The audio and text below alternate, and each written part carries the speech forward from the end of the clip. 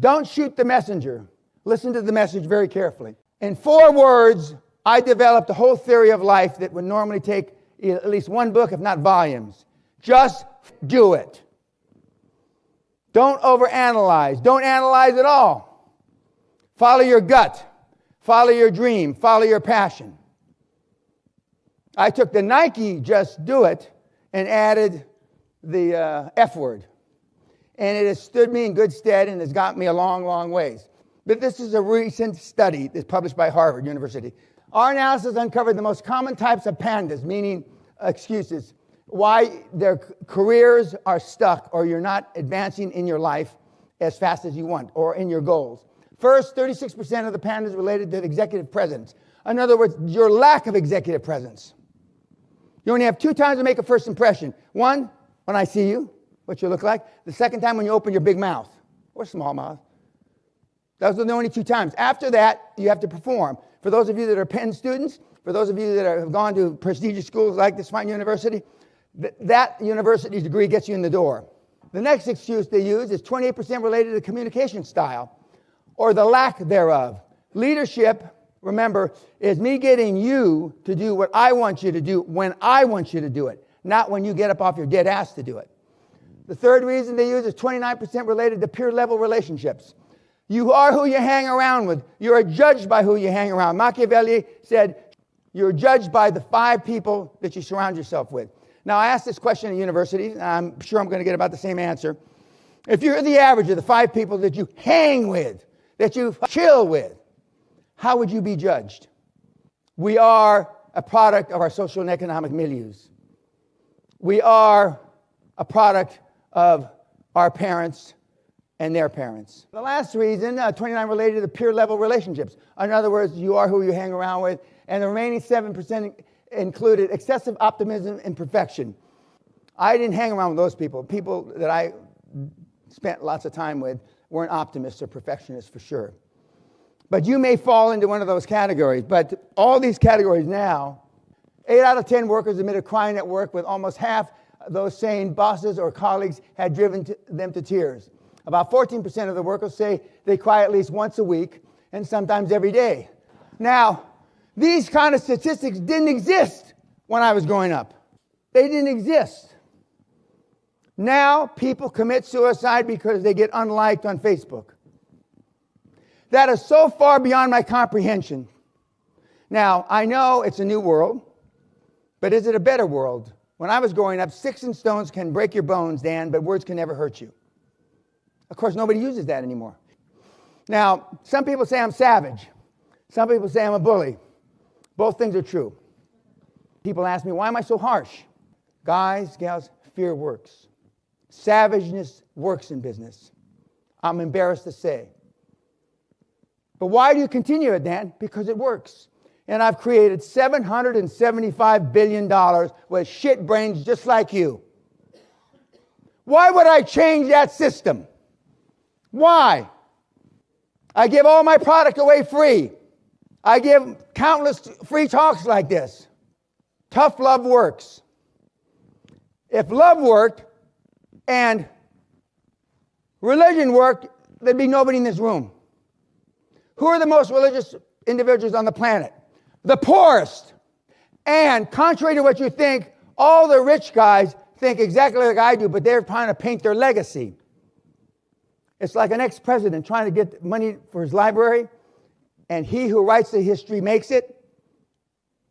Now, I know these guys, you don't. I've talked to these guys, you haven't.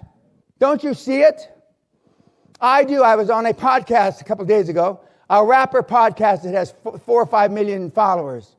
Why does a rapper podcast want to talk to me?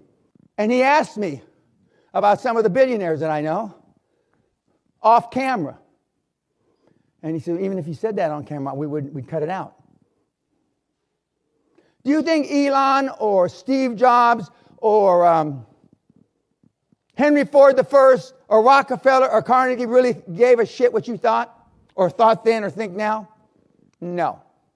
Now, I've met 5 presidents, 5 secretaries of state, more senators, ambassadors than I can, wipe my butt with.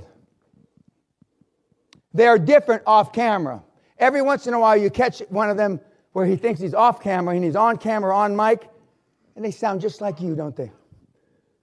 I'll never forget when Joe Biden, of course Joe Biden's big news now, Joe tells Obama, boy, this is a big fucking deal on camera, and it's a live mic.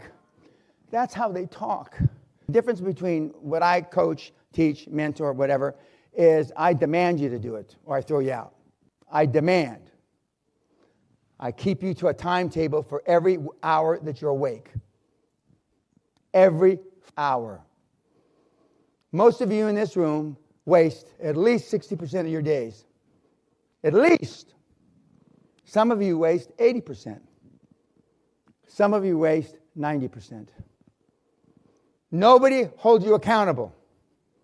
Nobody.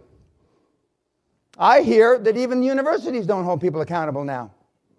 They've got wishy-washy policies. Well, you can come to class or not come to class, cha-cha-cha.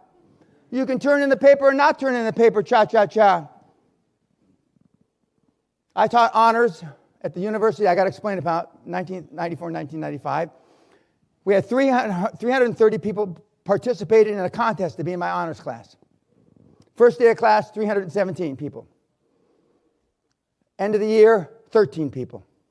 300 went bye-bye because you had to come to class. I had pop quizzes. I had homework. I had 3 papers. If I thought the kids were snowflakes in 1994, 1995, those were superheroes compared to today. Just imagine, pop quizzes, 3 papers, and I forgot the project. But the 13 that graduated and the 13 that wound up at the end, last man standing, all thought they were going to get A's. Were they surprised? Because they made it through the gauntlet. We gave 1 A and the rest B's. 1 A and the rest B's. And I've been told in later years, if I'd known that, I wouldn't have stayed in the class. I would have gotten out. Eagles fly above the storm. Bill Gates doesn't chill. Henry Ford didn't chill. I don't chill. Show me your friends and I'll show you your future. Now, I have 3 regrets in life. None of them your regrets. I shared them with the vets that we had dinner with last night. 1, I'm a combat-trained Army military officer, highly trained, who never saw combat. 2, the night before my mother died, I yelled at her, God damn it, don't be a bitch, Mom, you're not sick. She's dead the next morning. I'd like to take that one back. And 3, I didn't set my goals high enough. Now, if I didn't set my goals high enough, what can almost everybody in this room say about their goals? But I was blessed when I finally did get my head out of my ass and straighten my act up, which our father and the military helped me do that. I put myself around as many high-performance people as I possibly could. I was with the Onassis group for several years with Konstantin Gratsos, who was a mentor of mine, who was the CEO of Onassis Shipping, who was the best friend for 65 years of Aristotle Onassis. I was with Siemens, one of the largest conglomerates in the world for 10 years, and my mentee, maybe not like you, but you, became CEO of Siemens. And I put myself in difficult positions where the tasks were hard, and I could measure my results, unlike personal development. Being all you can be is a full-time job. I've never seen a part-time high-performance person. Elon Musk is not a part-time high performer. Notwithstanding smoking a joint on Joe Rogan, which I didn't smoke a joint on Joe Rogan. That's probably the only thing Mr. Musk and I have in common, other than he may have stood in this room once, is that, he's not a part-time guy. None of the super high-performer guys, and he's obviously an iconic genius, given all that. Steve Jobs, who I did know, was an iconic genius, and he wasn't part-time. Everything was devoted to his life vis-a-vis Apple in those days. Can you say even something remotely similar about your work ethic? Elon Musk has ran it on about 100-hour work weeks. A guy that works 100 hours can get twice as much done in the same time period as a guy or gal who only works 40 hours. Success leaves clues. I tell the kids, change 1 billion lives, 2 things will happen. 1, you'll be rich. 2, you can then use the money to go save the world. Now the kids want to save the world without making a dime.